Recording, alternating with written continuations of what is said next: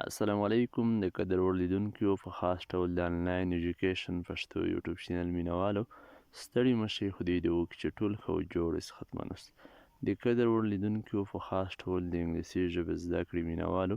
ستاسو لپاره نن ورځ موږ بیا یوه ډېره مهمه بهترینه ویډیو اپلوډ کړې ده خدای دې وکړي چې نننۍ ویډیو هم ستاسو د خوښې وړ وګرځي نننۍ ویډیو زموږ بیا هم د انګلیسي په برخه کې د ناون په اړه ده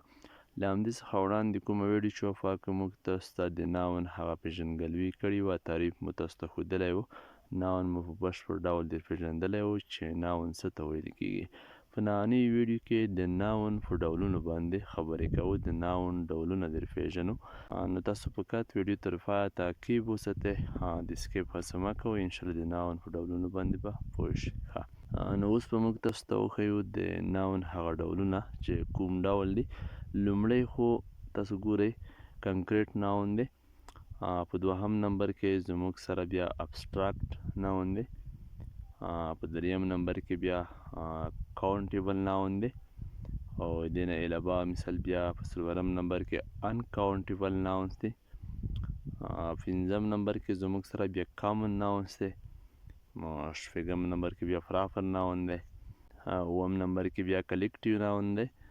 او اتم نمبر کې بیا زموږ سره کمپاوند ناون دی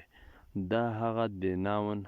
ډولونه وو هغه د ناون هغه برخې وې چې په څو برخو تقسیم شوی دی تاسو دلته وینئ اته ډولونه هغه اته برخې د ناون موږ تاسو ته وښودې چې د هر ناون د هره برخه بیا په ځانګړي ځای کې د ځانګړي نومونو لپاره استعمالیږي موږ تاسو ترې استفاده کوو په انګلیسي ژبه کې نو انشاءالله په راتلونکو ویډیوګانو کې به په د هر یو نه جدا جدا ویډیو جوړوو ښه په واضح ډول به په همدې نه رڼا اچوو تاسو ته به در پېژنو سره د مثالونو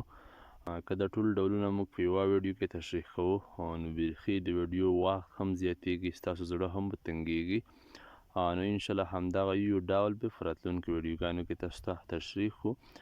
نن ویډیو فقط همدې ته ځانګړې شوې وه چې تاسو یې فقط هغه ډولونه د ناون ټایپس در وپېژنو په همدې باندې پوه شئ